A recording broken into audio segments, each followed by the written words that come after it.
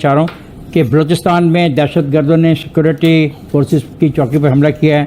उसमें हमारा एक सिपाही इरफान शहीद हुआ है और 2 नौजवान ज़ख्मी हुए हैं। इसी वक्त जब से ये बात मैं कर रहा हूँ, बलूचिस्तान के ज़िला हरनाई के खोस्क इलाके में फ्रंटियर कोर की गाड़ी पर बम का हमला हुआ है।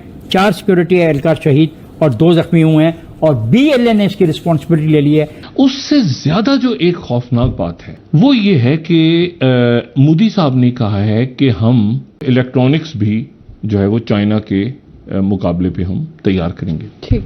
Hello guys and welcome back to Sententia. और आज हम जो वीडियो देखने वाले हैं उस वीडियो में पाकिस्तान मीडिया डिस्कस कर रहा है कि कैसे अब तालिबान को जो उन्होंने फुल सपोर्ट दिया था और सारी चीजें खुल करके सपोर्ट दुनिया से मांगने गए थे पाकिस्तान के फॉरेन मिनिस्टर, तो कैसे वो सारी चीजें बैकफायर कर गई हैं और कैसे पाकिस्तान पे तालिबान के हमले बढ़ते जा रहे हैं। तालिबान जो है पाकिस्तान को एक अंडर प्रेशर डालना चाह रहा है कि हमको अगर तुम रिकॉग्नाइजेशन नहीं दिलवाओगे दुनिया से तो हमारा अगला टारगेट तुम ही बनोगे, हमारा जो अगला हदफ होगा वो पाकिस्तान होगा। ये तालिबान का कहना एक तरीके से शुरू हो चुका है और तालिबान ने तहरीके तालिबान पाकिस्तान के थ्रू पाकिस्तान के अंदर हमले कराने शुरू कर दिए।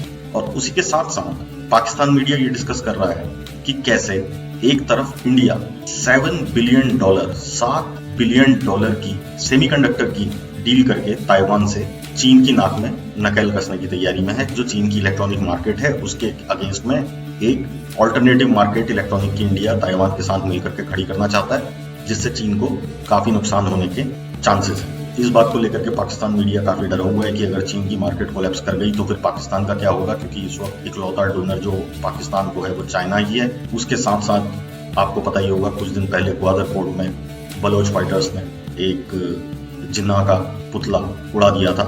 इस बात को लेकर के भी पाकिस्तान में काफी घमासान मचा हुआ है और बात ठंडी होने का नाम नहीं ले रही। इसको भी पाकिस्तान मीडिया डिस्कस कर रहा है और इस पे आरजू काजमी का कहना है कि ये तो ऐसा सिलसिला अब शुरू हो चुका है पाकिस्तान के अंदर जो रुकना बहुत मुश्किल है। अब तो आइए देखते हैं वीडियो। चारों कि बलूचिस्तान में दहशतगर्दों ने सिक्योरिटी फोर्सेस की चौकी पर हमला किया है। उसमें हमारा एक सिपाही इरफान शहीद हुआ है और 2 नौजवान ज़ख्मी हुए हैं। इसी वक्त जब से ये बात मैं कर रहा हूँ, बलूचिस्तान के ज़िला हरनाई के खोस्क इलाके में फ्रंटियर कोर की गाड़ी पर बम का हमला हुआ है। 4 सिक्योरिटी एहलकार शहीद और 2 ज़ख्मी हुए हैं और BLA ने इसकी रिस्पॉन्सिबिलिटी ले ली है। इस फोरम से खान साहब, आप, मैं, जावेद, पीजे ये बात करते रहे हैं कि हमें अफ़गानिस्तान के आफ्टर इफेक्ट से बचना है, हमें उसके स्पिल ओवर इफेक्ट से बचना है। और दूसरी बात यह कि जिस खतरे की तरफ हम इशारा कर रहे थे वो सरफेस कर रहा है। हमारी फ़ौज की चौकियों पर हमले, हमारे यहाँ दहशतगर्दी की वारदातें, हमारे यहाँ स्लीपर सेल का रीएक्टिवेट होना पिछले कई सालों से खामोश था। और इसमें सर इसमें तहरीक तालिबान पाकिस्तान ने एक में कबूल किया और एक में BLA ने कबूल किया। ये अब ये BLA कौन है? ये BLA वही है स्पिन बॉल में रा ने DNS और मैं तो हेजिटेट नहीं करता नाम लेने का, अमेरिका और हिंदुस्तान रहा उसके अंदर मौजूद थी। और अब जबकि उन्होंने जिम्मेदारी ले ली है, मेरा ख्याल ये है कि हमारी हुकूमत के लिए, हमारी अस्करी क़यादत के लिए बहुत ज़रूरी है कि जो उनके स्लीपिंग सेल, हमारे यहाँ स्लीपर सेल्स हैं, उनके तक रसाई करनी चाहिए। बलूचिस्तान में कार्रवाई हमारी अस्करी फोर्सेज ने की है और बड़ी कामयाब की है। ये सबसे बड़ा खतरा अफगानिस्तान की बदलती सूरत हाल का सिर्फ ये है, वो जितना मर्जी कहें कि किसी को सरजमीन जो है इस्तेमाल करने नहीं दी जाएगी पाकिस्तान के खिलाफ, लेकिन तहरीक तालिबान के साथ वहाँ की अफगान लीडरशिप की, तालिबान लीडरशिप की अंडरस्टैंडिंग है, उनको वहाँ रहने की इजाज़त दी गई है और इसीलिए वो इस काबिल हैं कि पाकिस्तान के अंदर ये जो इस किस्म की सरगर्मियाँ जो हैं दहशतगर्दाना ये जारी रखें। Now what to do next for us as far as Pakistan is concern. आपने उसकी बात कर दी हुई है कि हमारे फेंस हो गए, but don't forget push comes to a crunch. अभी आप देख लो कि हमारे सिपाहियों के साथ क्या हुआ है, हमारे सोल्जर्स के साथ क्या हो रहा है। नाउ द थिंग इज ये gradual it is coming towards us, it is not going to Uzbekistan, Tajikistan, Kyrgyzstan, it's coming to us, it's coming to us because so हमारी तरफ इसलिए आएगा पीजे कि we are the main stake holders.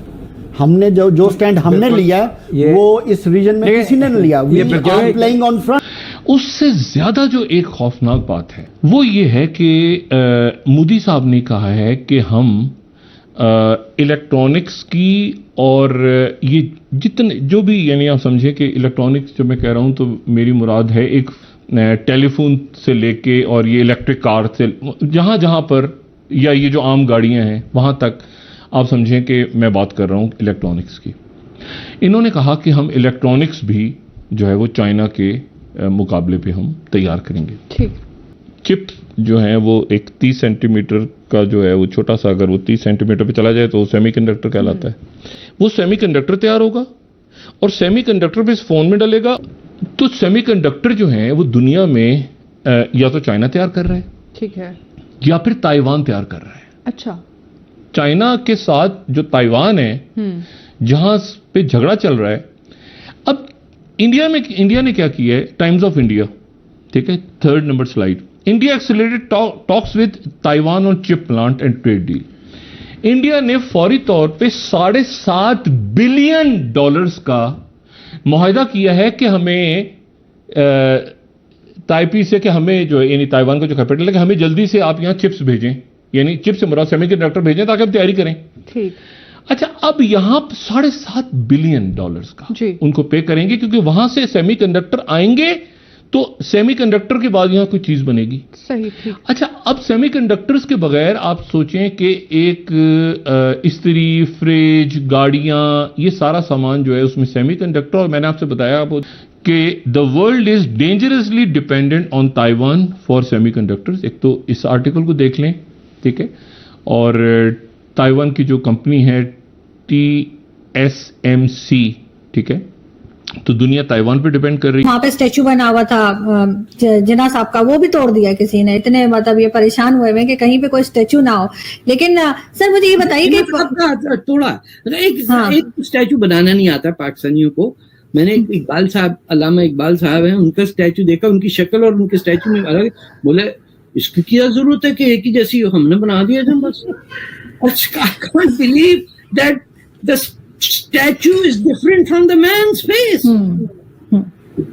तो जब mediocrity की ये हालत हो तो आप जिन्ना साहब का स्टैचू क्या तोड़ना? जिन्ना साहब ने हजारों के स्टैचू तोड़ दिए। आपको पता है हॉक्स बे के हट जो है सारे सेंट्सपिट, ये सब जिन्ना साहब ने अंग्रेजों से कब्जे में लिए थे और फिर बिके थे बाद में। आपका मुल्क आपके फाउंडर ने बेचा, जमीनें बेची। अमेरिकन एम्बेसडर जो पहला आया उसने कहा this looks like real estate property place rather than Pakistan's founders home. लेकिन सर उनके पास टाइम इतना कहाँ था? 47 में पाकिस्तान बना, 48 में उनकी डेथ हो गई है, तो इतने शॉर्ट टाइम में इतना कुछ कैसे कर सकते हैं? उनको पता था ना लूट मार करनी है, जल्दी जल्दी किया उन्होंने। आते के साथ ही हॉक्स बे, सेंट्सपिट, ये सारे हट वट, कहा कि मेरा बॉम्बे में ये प्रॉपर्टी। उनके पहले ऑर्डिनेंसेस आप देख लीजिए क्या हैं। ये ऐसे मुल्क है जिसका प्राइम मिनिस्टर कैबिनेट मीटिंग को चेयर नहीं कर सकता था, जिसके लॉ मिनिस्टर को कहा we are discussing something secret therefore you can not attend this meeting. वो भाग गए इंडिया, जाके उन्होंने पनाह वहां ली कलकत्ता में। नहीं देते, जो कि कुछ बुरी खबरें हमेशा मुसलसल जो है कुछ ना कुछ ऐसा आ रहा होता है। अब हम ये इसको महज एक हुस्न इत्तेफाक समझें कि एक तरफ जो है वो गवादर में एक ऐसा वाकया होता है, उसके साथ ही फिर LOC पर पाकिस्तान और भारत के बीच ऐसी चीज़ें शुरू हो जाती हैं। जी देखिए, पहली खबर जिस पे मैं बात करने लगी हूँ इंतहाई अफसोसनाक खबर है, और वो खबर ये है कि गवादर में एक बम धमाका हुआ और उस धमाके के नतीजे में वहाँ पर कायद आज़म का एक मुजस्समा था, मिस्टर जिन्ना का जो स्टैचू लगा हुआ था, वो जो है वो जाहिर है कि उसको तोड़ डाला गया, वो धमाके से उड़ा दिया गया उसको। अब वो स्टैचू ही दरअसल निशाना था, टारगेट था कि उसको धमाके से उड़ाना था, या फिर उसका जो निशाना था वो गवादर में वैसे ही एक जिसे कहते हैं कि अनरेस्ट पैदा करना था। हम ये भी जानते हैं तहरीक तालिबान पाकिस्तान की तरफ से तो पहले ही धमकियां दी जा चुकी हैं, तो पहले ही कह रहे हैं कि हम यहाँ हमला करेंगे, हम ये करेंगे हम। लेकिन अहम बात क्या है? अहम बात यह है कि ये जो धमाका हुआ है ये एक आम दस्ती बम का धमाका नहीं था। देखिए, मिस्टर जिन्ना के स्टैचू पर जब उसको बम से उड़ाया जाएगा तो उसका मतलब ये कि पाकिस्तान की आइडियोलॉजी पर है ये। अच्छा, उसके फौरी बाद जो है एक और ख़बर भी आना शुरू हो गई। खबर आई कि जनाब इंडिया और पाकिस्तान के बीच जो है वो तो जंग के इम्कानात पैदा हो गए हैं। LOC पर दोनों तरफ मुसलसल फायरिंग हो रही है, इस तरह की खबरें आ रही हैं, और रात के अंधेरे में शेलिंग हो रही है, फायरिंग हो रही है, हत्ता कि कुछ लोगों ने तो यहाँ तक कह दिया कि दोनों मुल्कों के बीच जो है वो जंग शुरू होने लगी। ये एक बुरी बात हुई कि जो LOC पर एक मामला था कि अब सीज फायर हो गया था काफ़ी अरसे तक, वो हमने उसको जो है तोड़ दिया, और दोबारा से अगर ऐसा हो रहा है और हुआ है तो वो दोबारा से शुरू हो गया। लेकिन ये भी याद रखिएगा कि बहुत सारी जो खबरें हैं ना वो इसलिए भी आती हैं कि जब कुछ ऐसी खबरें हों कि जो सामने ना लाई जाएं तो फिर कुछ और खबरें आ जाती हैं।